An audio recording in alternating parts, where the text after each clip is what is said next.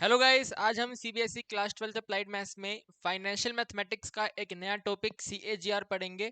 और सीएजीआर आपकी ML Agarwal book में ना चैप्टर 13 की 13.2 में दी हुई है। 13.2 आपको याद होगा, कल भी हमने करी थी। यहाँ पे नंबर 2 देख रहे हैं तो नंबर 1 वाला वीडियो जो है 13.2 का, वो इफेक्टिव रिटर्न्स के बारे में बातें करता है, जो मैं आपको ऑलरेडी करवा चुका हूँ। तो आज अपने को सीएजीआर पढ़ना है। ये 13.2 में ही कुछ अलग क्वेश्चन दिए हैं, लेकिन फाइनेंशियल मैथ्स का पूरा प्रॉपर अलग सा टॉपिक होता है सीएजीआर। तो वो हमें आज पढ़ना है। ठीक है भाई, तो आइए चलते हैं अपने डिजिटल पैनल के नोट सॉफ्टवेयर में। ठीक है, अभी देखो ये सारी कहानी आपको हमने बताई थी, है ना। सिंपल सिंपल सी बातें, रिटर्न्स कैसे निकलेगी, है ना, किसी भी इन्वेस्टमेंट का रिटर्न कैसे निकलेगा, इफेक्टिव रिटर्न का एग्जांपल आपको देके समझाया था, फिर क्वेश्चन कराए थे इसके, है ना। तो आप आ जाइए इसके ऊपर, ठीक है। और यहाँ पे हेडिंग लगाइए आप CAGR। ठीक है भाई, हेडिंग आप लगा लीजिए CAGR। और इस टॉपिक को भी आप समझने के लिए एक छोटा सा एग्जाम्पल समझें। ठीक है भाई, मान लीजिए मिस्टर ए है, ठीक। मान लीजिए मिस्टर ए हैं और मिस्टर ए क्या करते हैं, मिस्टर ए 2019 में, ठीक है, मिस्टर ए 2019 में इन्वेस्टमेंट करना स्टार्ट करते हैं और इन्होंने 10,000 से अपना इन्वेस्टमेंट करना स्टार्ट करा। ठीक है भाई, 2019 में मिस्टर ए ने 10,000 रुपीज से इन्वेस्टमेंट करना स्टार्ट करा। एक साल बाद 2020 में इन्होंने चेक करा, इसके इन्वेस्टमेंट का वैल्यू 11250 हो गया है। ठीक है भाई, 11250, 1250 इनकी इन्वेस्टमेंट वैल्यू इंक्रीज हो गई है। इन्होंने और आगे कंटिन्यूस को इन्वेस्टमेंट में रखा। इसके बाद 2021 आया। ठीक है भाई, 2021 में इनका इन्वेस्टमेंट अचानक से डाउन होकर के 9,000 हो गया। ठीक है, आपको याद है कोरोना पीरियड था तो इन्वेस्टमेंट अचानक से डाउन हो गया। ठीक है, फिर भी इन्होंने इसको निकाला नहीं, क्योंकि इनको बेसिकली लॉस हो रहा है, तो लॉस करके क्या करना है, तो उन्होंने आगे इसको कंटिन्यू रखा। फिर 2022 आया। ठीक है, अभी 2022 आया। 2022 में इनका इन्वेस्टमेंट थोड़ा सा बढ़ करके मतलब 11,000 हो गया। ठीक है भाई, 9,000 से वैल्यू इंक्रीज होकर के 11,000 हो गई। फिर 2023 की स्टार्टिंग में इन्होंने देखा। ठीक है, अभी 2023 की स्टार्टिंग में इन्होंने देखा तो इनकी इन्वेस्टमेंट 11,000 से इन कुछ रीजन की वजह से डिक्रीज होकर के टू मतलब 10250 हो गया। ठीक है भाई, कितना हो गया, 10250 हो गया। तो अब मिस्टर ए चाहते हैं अपनी रिटर्न कैलकुलेट करना। ठीक है, मिस्टर ए अपनी रिटर्न कैलकुलेट करना चाहते हैं। तो आपको जो हमने इसकी पहली एक्सरसाइज में रिटर्न कैलकुलेशन बताई थी, यानी कि ये वाला, ठीक है, ये वाला अगर मैंने आपको रिटर्न बताया था, अगर इस रिटर्न के फॉर्मूले से आप यहाँ पर इसमें रिटर्न कैलकुलेट करेंगे, ठीक है, तो 2011 से 10,250 हो गया। 11,000 रुपीज का वैल्यू जो है वो 10,250 हो गया है। यानी कि यहाँ पर तो इनको लॉस हुआ है। यस और नो माय डियर स्टूडेंट, यहाँ पर इस वाले पर्टिकुलर ईयर में तो इनको लॉस हो गया। अब दूसरा सीन समझो आप, ठीक है, लॉस नहीं हुआ इनको। यहाँ पे देखो भाई, इन्होंने इन्वेस्टमेंट 2022 में थोड़ी करी है। बताइए आप मेरे को, क्या इन्होंने इन्वेस्टमेंट 2022 में करी है? नो नो नो, इन्होंने इन्वेस्टमेंट करी है 2019 में। ठीक है भाई, इन्होंने इन्वेस्टमेंट स्टार्ट करी थी 2019 में। तो 2019 के बाद में वैल्यू इंक्रीज हुई, फिर डिक्रीज हुई, फिर इंक्रीज हुई, फिर डिक्रीज हुई। तो इंक्रीज डिक्रीज इंक्रीज डिक्रीज इनकी इन्वेस्टमेंट में आता रहा। तो जब ये पहली बार यहाँ पे डिक्रीज हुआ, सॉरी यहाँ पे इंक्रीज हुआ, ठीक है, पहली बार यहाँ पे इंक्रीज हुआ, तो इन्होंने यहाँ पे प्रॉफिट नंबर 1 कमाया। फिर यहाँ पर जब इन्होंने इसको डिक्रीज होता हुआ देखा तो इन्होंने यहाँ पे लॉस नंबर 1 जनरेट करा। फिर इन्होंने यहाँ से लेकर यहाँ पर 2,000 रुपीज का प्रॉफिट कमाया, तो प्रॉफिट नंबर 2 इनको हो गया। फिर इस वाले पर्टिकुलर ई में दोबारा इनका इन्वेस्टमेंट डाउन हो गया, तो यहाँ पे इनको लॉस नंबर 2 हो गया। तो 2019 से लेकर के 2023, ठीक है अभी 2019 से लेकर के 2023, 4 साल का इंटरवल है।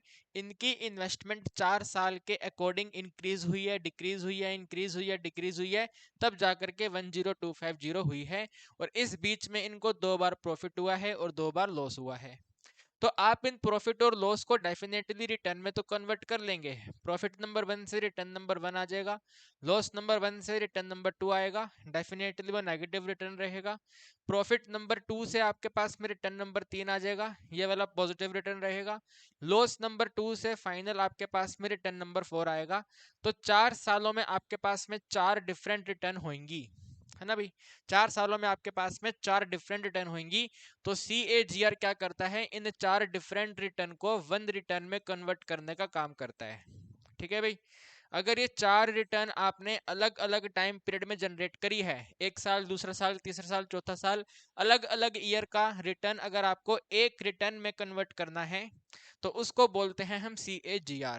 इसकी फुल फॉर्म भी होती है कंपाउंडेड एनुअल ग्रोथ रेट। ठीक है भाई, कंपाउंडेड एनुअल ग्रोथ रेट। और आप अंडरस्टैंडिंग के लिए कह सकते हैं डिफरेंट डिफरेंट जो रिटर्न है अकॉर्डिंग टू टाइम, जो डिफरेंट डिफरेंट रिटर्न बनेंगी, उन डिफरेंट डिफरेंट रिटर्न को एक रिटर्न में कन्वर्ट करने का काम करेगा CAGR। Very very simple example, आपको समझ आ गया होगा। ठीक है, तो CAGR एक रिटर्न में डिफरेंट रिटर्न्स को कन्वर्ट करके आपको दे देता है। तो अब ये होता कैसे है, सिंपल सा फॉर्मूला है। ठीक है भाई, सिंपल सा फॉर्मूला है। अगर आपको CAGR इवेल्युएट करना है, तो आप फाइनल वैल्यू को डिवाइड कर दीजिए इनिशियल वैल्यू से। ठीक है भाई, फाइनल वैल्यू को आप डिवाइड कर दीजिए इनिशियल वैल्यू से। फाइनल यानी कि जिस पॉइंट ऑफ टाइम पे आप कैलकुलेट कर रहे हैं वो वाला टाइम, और इनिशियल टाइम यानी कि जब आपने इन्वेस्टमेंट करा था वो वाला टाइम। तो इस एग्जांपल के अकॉर्डिंग अगर आप यहाँ पे नोट करेंगे, तो 2019 में जो आपकी इन्वेस्टमेंट है ये आपके पास में इनिशियल वैल्यू है, और 2023 में जो फाइनल आंसर आप जहाँ पे कैलकुलेट कर रहे हैं इसको बोलेंगे फाइनल वैल्यू। तो आपको फाइनल वैल्यू को इनिशियल वैल्यू से डिवाइड करना है। अब क्योंकि ये अकॉर्डिंग टू टाइम है, तो जब चीजें अकॉर्डिंग टू टाइम होती हैं तो उसमें आपको पावर 1/n करना होता है। ठीक है, इसमें टाइम फैक्टर को इंक्लूड करवाने के लिए पावर 1/n करना पड़ता है। तो final value initial value power 1/n कर दो, -1 कर दो, जो आपके पास में आंसर आएगा CAGR का डेसिमल नोटेशन आ जाएगा। ठीक है भाई, फाइनल वैल्यू को डिवाइड कर देंगे इनिशियल वैल्यू से, पावर 1/n करेंगे, -1 करते ही हमारे क्वेश्चन का आंसर आ जाएगा। इसी एग्जांपल की बात करूं तो फाइनल वैल्यू 212 मतलब 10250 है, तो 10250 को डिवाइड कर देंगे हम 1 के साथ में 4 टाइम 0 यानी कि 10,000 से, और इस पे टोटल पावर कितने साल हैं ये, ठीक है, हाउ मेनी ईयर। तो यहाँ पे 4 मत कहना, ध्यान से मेरी बातों को सुनना। ठीक है, 2019 में इन्वेस्टमेंट हमने चालू किया था, तो 2019 से 2020 पहला साल है, 2020 से 2021 दूसरा साल है, 2021 से 2022 तीसरा साल है, 2022 से 2023 आपका चौथा साल है तो 4 ईयर ही, लेकिन उसको कैलकुलेट करने का तरीका अलग है। ठीक है भाई, 2019 से 20 पे पहली बार इंक्रीज, 20 से 21 दूसरी बार, 21 से 22 तीसरी बार, 22 से 23 चौथी बार। ठीक है, या फिर आप क्या करेंगे, 23 में से 19 माइनस कर देंगे, तो 23 में 19 माइनस करेंगे तब भी 4 आएगा। तो ये आपके पास पावर 1/4 -1। ठीक है भाई, 0 0 कैंसिल हो गया, 3 डिजिट के बाद पॉइंट है, तो 1 पॉइंट में 025 है, टोटल पावर 1/4 -1 है। अब क्वेश्चन आपको पावर 1/4 गिवन कर देगा। ठीक है भाई, तो मतलब गिवन रहेगा, डेफिनेटली एग्जाम में गिवन रहेगा, तो जो भी आंसर होगा 1 माइनस करके सोल्व कर देंगे। अगर वैल्यू गिवन नहीं है, ठीक है भाई, अगर वैल्यू गिवन नहीं है, कई बार ये क्वेश्चन MCQ में आता है, तो MCQ में वैल्यू गिवन नहीं होता है, तो आंसर फिर ऐसा ही रहेगा। ठीक है भाई, आंसर फिर ऐसा ही रहेगा, और उस केस के अंदर ये वाला आंसर इनकम्प्लीट माना जाएगा, क्योंकि CAGR बोले चाहे रिटर्न बोले, किसी भी टाइप का रिटर्न हो वो परसेंटेज टर्म में होता है, और मैंने क्या बोला, ये वाला आंसर डेसिमल नोटेशन में है। तो जब MCQ में क्वेश्चन बनेगा ना, इफ MCQ, ठीक है ना, इफ MCQ, ठीक है, अगर ये MCQ में क्वेश्चन आएगा, तो MCQ में आपको इसमें इंटू 100 करना पड़ेगा। तो ये ऐसे बन जाएगा, विद इन ब्रैकेट 1 पॉइंट में 025 है, टोटल पावर 1/4 है, -1 है, ये एक डेसिमल नोटेशन है, डेसिमल नोटेशन को 100 से मल्टीप्लाई करेंगे तब जाकर वो परसेंटेज में आएगा, तो फिर आपको इस वाले ऑप्शन पे टिक करना पड़ेगा।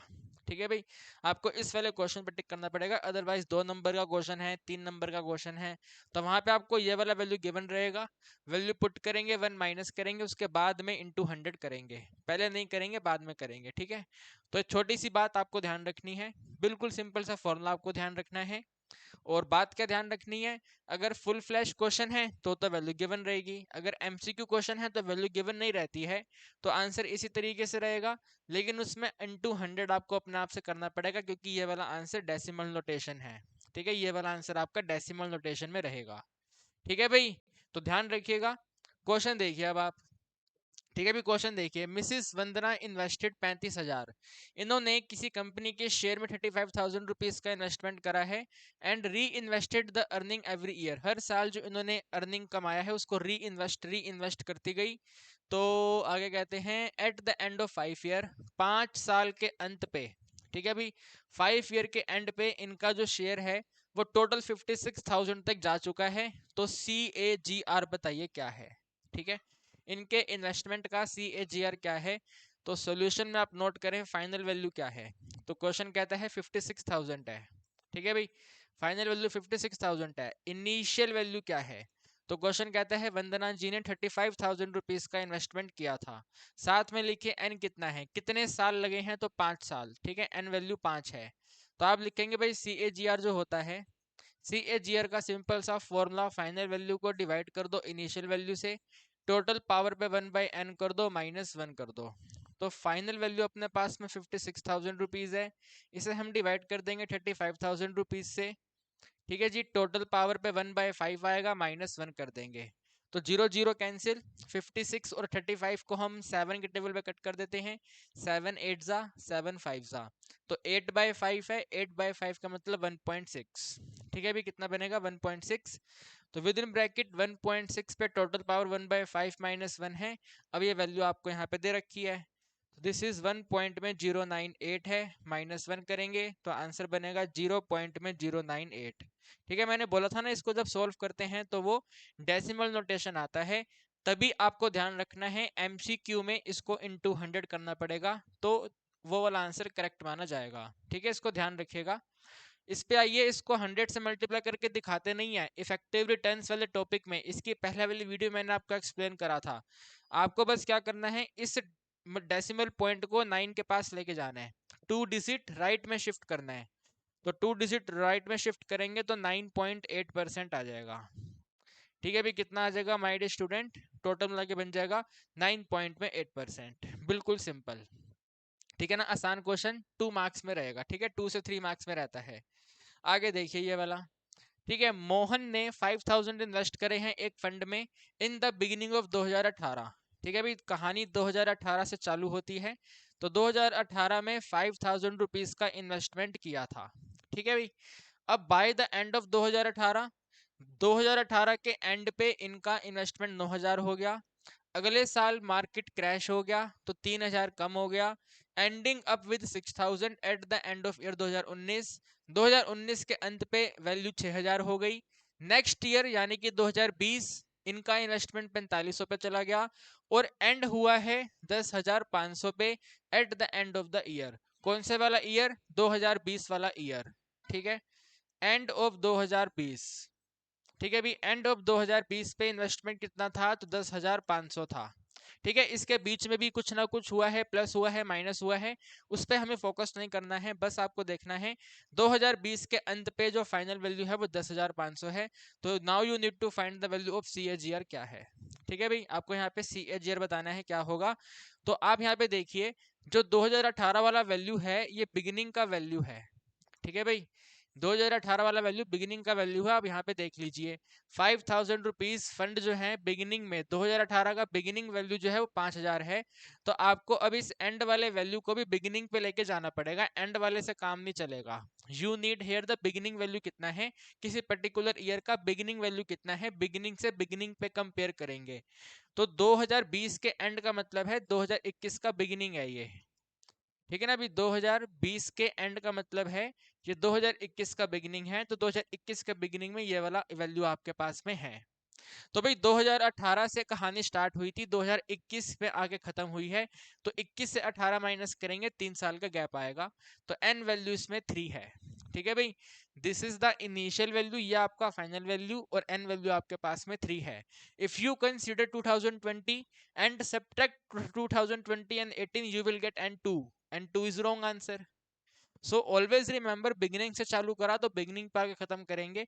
तो 21 20 के एंड का मतलब है 21 का स्टार्टिंग, तो 21 से 18 3 साल का गैप है।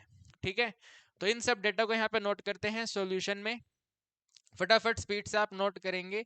कि जो फाइनल वैल्यू है इन्वेस्टमेंट का 10,500 है, साथ में इनिशियल वैल्यू इन्वेस्टमेंट का 5,000 रुपीज़ है, और एन वैल्यू हमने अपने आप चेक करा, यहाँ पे थोड़ा कैलकुलेशन करा तो वो वाला वैल्यू 3 है। ठीक है, इसके बाद में CAGR। तो CAGR का फॉर्मूला है फाइनल वैल्यू को डिवाइड कर दीजिए इनिशियल वैल्यू से, पावर पे 1/n करके -1 कर दो, तो फाइनल वैल्यू यानी कि 10,500 है, इसे डिवाइड करना है 5,000 रुपीज से, ब्रैकेट पे पावर 1/3 है, माइनस में 1 है। ठीक है, अभी तीन में दो जीरो कैंसिल करेंगे, 5 2 10, 5 1 5, तो 2.1 आएगा।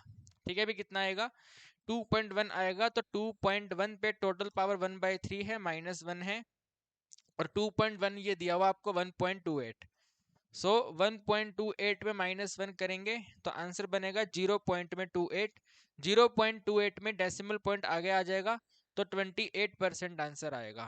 ठीक है भाई, कितना परसेंटेज कमाया, 28% कमाया। ओ माय गॉड भाई, 28% का रिटर्न जनरेट कर रही है इनकी इन्वेस्टमेंट। समझ रहे हो बात को, है भाई, 28% का रिटर्न जनरेट हो रहा है ना। अगर आप लोकल लैंग्वेज में देखोगे तो 5 से 10 हो गया, यानी कि 2 गुना हो गया, लेकिन रियलिटी में कितना हुआ है, 28% हुआ है ना। तो अगर टाइम के अकॉर्डिंग आपको रिटर्न कैलकुलेट करनी है ना, बीच में डिफरेंट डिफरेंट टाइम पे इन्वेस्टमेंट इंक्रीज हुआ, डिक्रीज हुआ, डिक्रीज हुआ, इंक्रीज हुआ, तो CAGR परफेक्ट टूल होता है।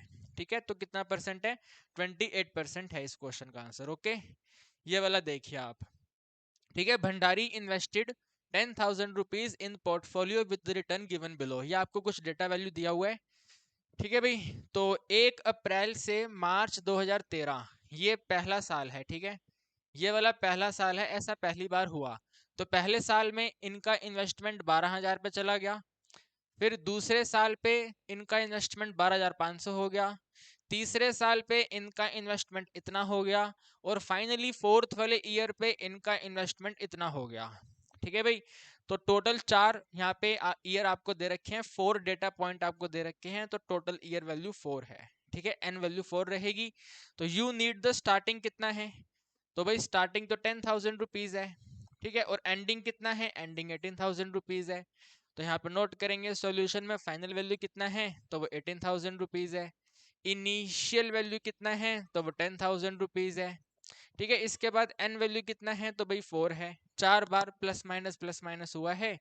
ठीक है जी, ओके, तो 4 यहाँ पे अपना आंसर है। आपका यहाँ पे छोटा सा डाउट आएगा, सर देखिए आपने यहाँ पे मार्च 31 2016 को 1 अप्रैल 2012 में माइनस कर दिया। मेरे दोस्तों, मैंने ऐसा तो किया ही नहीं, मैंने तो यहाँ पे आपको कैलकुलेशन बताई थी, है ना। ये वाला जो डेटा है ये पहली बार प्लस माइनस हुआ, ये वाला दूसरी बार प्लस माइनस हुआ, ये वाला तीसरी बार प्लस माइनस हुआ, ये वाला चौथी बार प्लस माइनस हुआ। डेट पे तो हमने फोकस ही नहीं करा।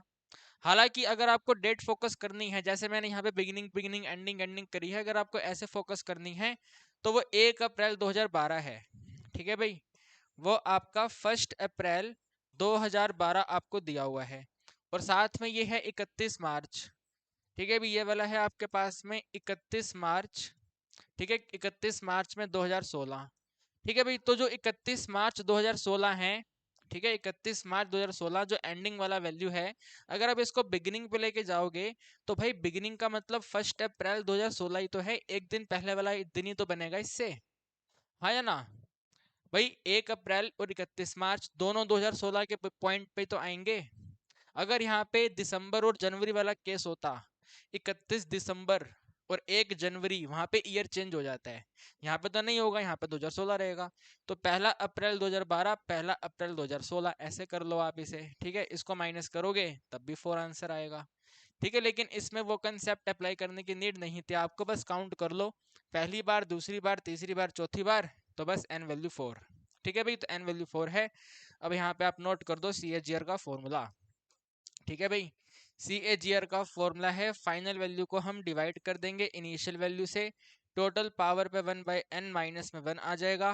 तो फाइनल वैल्यू है अपने पास में 18,000 रुपीज। 18,000 रुपीज को हम 10,000 रुपीज से डिवाइड करेंगे, टोटल पावर 1/4 -1 करेंगे, तो जीरो जीरो सब कैंसिल करने पे 1.8 है, पावर पे 1/4 -1 है। ये वैल्यू आपको वो दे रखी है, तो 1 पॉइंट में 158 है, -1 है, यानी कि 0 पॉइंट में 158 है। ठीक है भाई, आप डेसिमल पॉइंट को 2 डिजिट आगे लेके जाओगे तो 15 पॉइंट में 8%। ठीक है भाई, कितना आंसर बना हमारा? 15 पॉइंट में 8%। तो बिल्कुल सिंपल है ना। ऐसे सिंपल सिंपल क्वेश्चन एग्जाम में 100% आने हैं। टॉपिक से क्वेश्चन आना ही आना है, कुछ भी हो जाए। तो बिल्कुल आसान है, मक्खन है। आगे बढ़ेंगे। देखो, त्रिपाठी इन्वेस्टेड 10,000। त्रिपाठी जी ने 10,000 रुपीज इन्वेस्ट करे हैं कंपनी के फंड में। जो इनका ईयरली इन्वेस्टमेंट है वो इस तरीके से ग्रो हुआ है। तो जीरो का मतलब जब इन्होंने इन्वेस्ट किया था। ठीक है भाई, जीरो का मतलब जब इन्होंने इन्वेस्ट किया था। तो ये आपका स्टार्टिंग वैल्यू है, इनिशियल वैल्यू है। तो पहले साल में क्या हुआ? 13,000 हो गया। दूसरे साल में क्या हुआ? 11,000 हो गया। और तीसरे साल में क्या हुआ? 9,400 हो गया। तो टोटल 3 साल लगे हैं। और 3 साल में 9,400 फाइनल वैल्यू है ना। 9,400 हमारा फाइनल वैल्यू है। तो आइए कर देते हैं इसको फटाफट से। तो सॉल्यूशन में फाइनल वैल्यू नोट करेंगे। तो फाइनल वैल्यू 9,400 है। इनिशियल वैल्यू देखेंगे तो इनिशियल वैल्यू 10,000 है। ठीक है जी। Formula apply, sorry, N note करेंगे तो एन वैल्यू 3 है। ठीक है ना। अभी यहाँ पे तो हमने स्टार्ट किया था। तो यहाँ से यहाँ पे पहला साल, यहाँ से यहाँ दूसरा साल, यहाँ से यहाँ तीसरा साल। तो 3 ईयर लगे हैं। ठीक है, एन वैल्यू इक्वल टू में 3। इसके बाद में C A G R. So C A G R का फॉर्मूला है, फाइनल वैल्यू को हम डिवाइड कर देंगे इनिशियल वैल्यू से। टोटल पावर 1/n-1 करेंगे। तो फाइनल वैल्यू अपने पास में 9,400 है। डिनोमिनेटर में 10,000 आएगा। इसकी टोटल पावर पे 1/3 आएगा -1। ठीक है, 2 0 कैंसिल करेंगे तो 0.94 हो जाएगा। पावर 1/3 -1 है। तो ये 94 पावर 1/3 दिया हुआ है, 9795। तो 0 है, 7 है, 9 है, 5 है, -1 कर देंगे। ठीक है। तो आइए इसको माइनस कर देते हैं। 1.0000 है। 0.9795 है। माइनस करना है तो यहाँ पे 5 रहेगा। 9 में से 9 यहाँ पे 0 हो गया, यहाँ पे 2 है। और यहाँ पे आपके पास 0 आ गया। 1 बड़ा है तो आंसर माइनस में बनेगा। तो माइनस ऑफ 0.0205। ठीक है भाई, माइनस में वैल्यू बनी है 0.0205। ठीक है भाई, ओके। तो आपको तो परसेंटेज में आंसर चाहिए होता है। तो ये डेसिमल यहाँ से उठ करके 2 के पास आएगा। तो यू विल गेट आंसर जो बना है वो सिंपल सिंपल हमारा 2.05% बना है। ठीक है भाई। और इस माइनस की जगह पे यहाँ पे लिख देंगे लॉस है।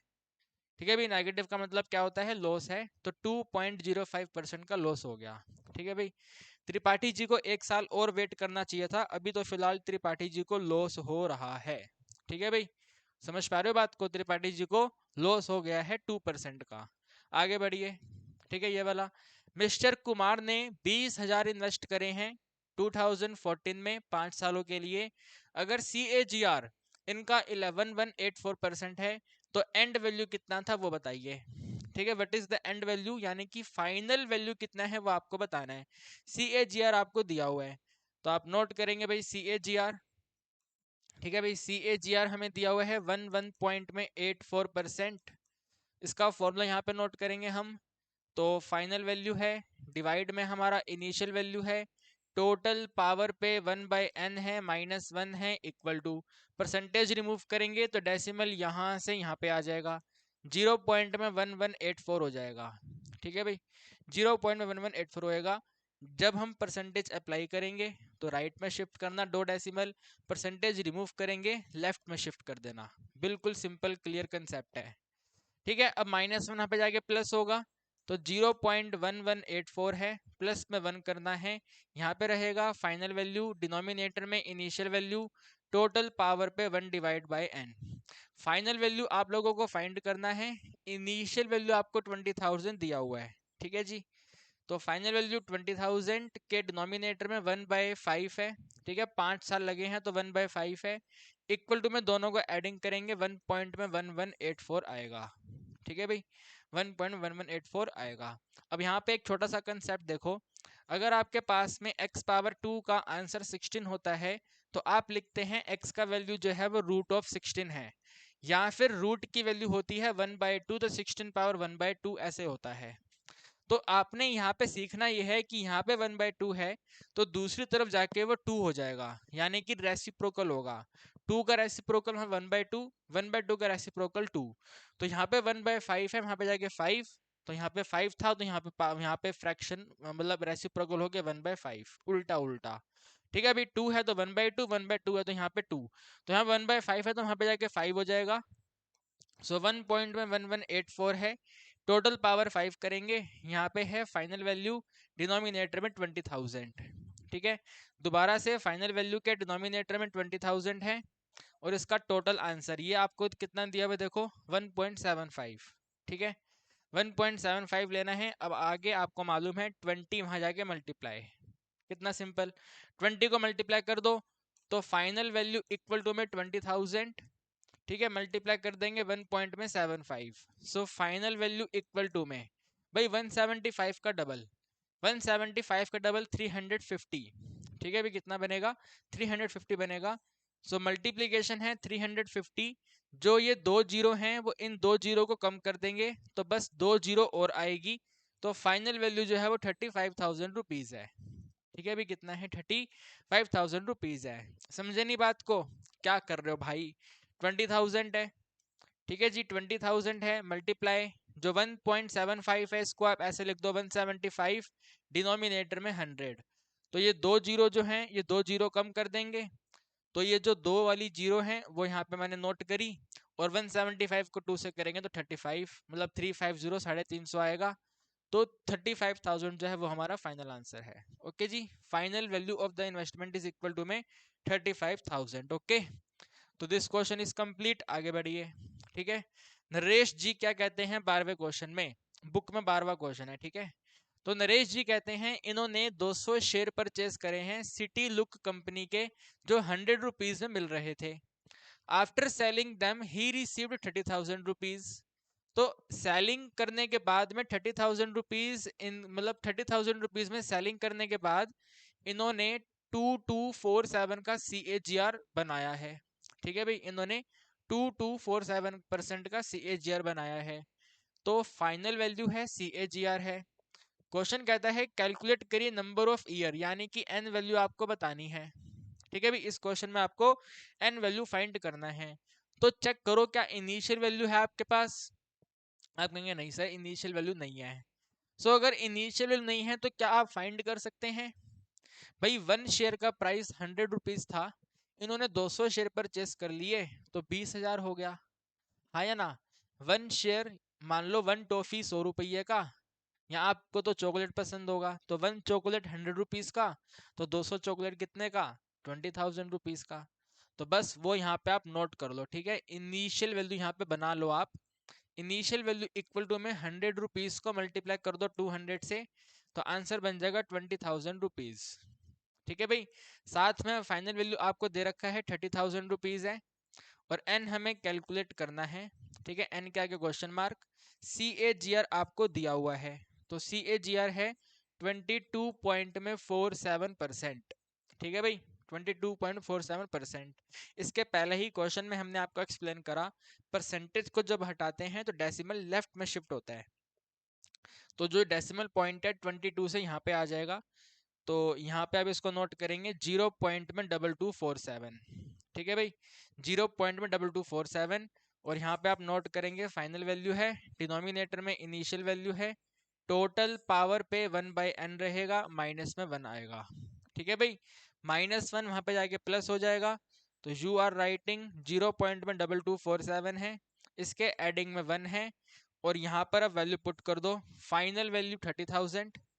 ठीक है, फाइनल वैल्यू 30,000 है, और इनिशियल वैल्यू 20,000 आपने फाइंड करी है, टोटल पावर पे 1/n रहेगा क्योंकि n अपने को फाइंड करना है।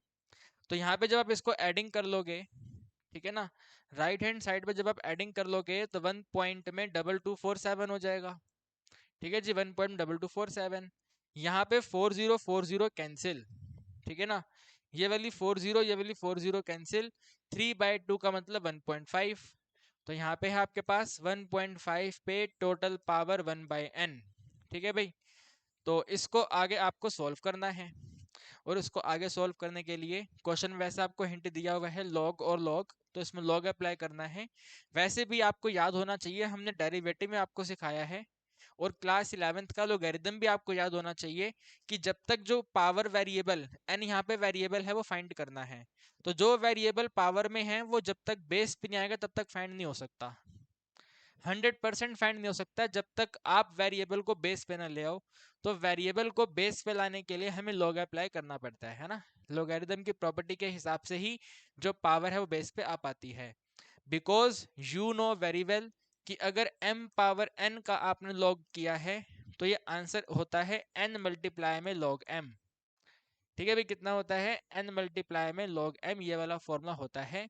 तो पावर को बेस पे लाने के लिए हमें log अप्लाई करना पड़ता है, वही हमें यहाँ पर करना है। सो ये बनेगा यहाँ पे log ऑफ, ठीक है, log ऑफ 1.5 पे total power 1 by n equal to में log of with in bracket 1 point में 2247। ठीक है, ये पावर 1 बाई n आगे आ जाएगा, तो 1 बाई n को मल्टीप्लाई करेंगे log ऑफ 1.5 से, ये इक्वल है log ऑफ 1 पॉइंट में 2247 के। दोनों वैल्यू आपको दे रखी, तो 1 बाई n मल्टीप्लाई 1.5 ये वाला आंसर है, 0.176 है इक्वल टू ये वाली आपको ये आंसर दे रखी है, तो 0.088 है। ठीक है भाई, तो डेसिमल हटा दो यहाँ पे, ऐसे 1000 आ जाएगा, यहाँ पे डेसिमल हटा दो, यहाँ पे 1000 हो जाएगा, दोनों आपस में कैंसिल हो गए। तो 176 डिवाइड बाय n का टोटल आंसर 88 है। दोनों को क्रॉस मल्टीप्लाई कर लो आप, है ना, 88 डिवाइड में आ जाएगा और n वहां मल्टीप्लाई में हो जाएगा। So you will write n का जो आंसर है 176 के डिनोमिनेटर में 88 है। ठीक है भाई, 176 बाई 88 है, और मुझे लगता है ये प्रॉपर 2 का मल्टीपल है। 88 बन जा 88 और 88 2 जा अपना 176, तो n का वैल्यू जो है वो 2 है। ठीक है भाई, यानी कि 2 इयर्स का समय लगा। ठीक है भाई, 2 ही सालों में जो अपने नरेश जी हैं इनका इन्वेस्टमेंट 20,000 से 30,000 हो गया था, तब जाकर के इनका जो रिटर्न है वो 22.47% बना। समझ पाए बात को? आसान क्वेश्चन है ना, बिल्कुल सिंपल क्वेश्चन। नरेश जी के बाद में आपको एक लास्ट ये क्वेश्चन दिया हुआ है। ठीक है, this is the last question. तो क्वेश्चन कहता है a startup company invested 3 lakh in share for 5 years. Simple है, एन वैल्यू 5 है और इनिशियल वैल्यू 3 लाख रुपीज है। The value of this investment, ठीक है, value of this investment was 3,50,000 at the end of second year, 3,80,000 at the end of third year, and on maturity the final value is इतना।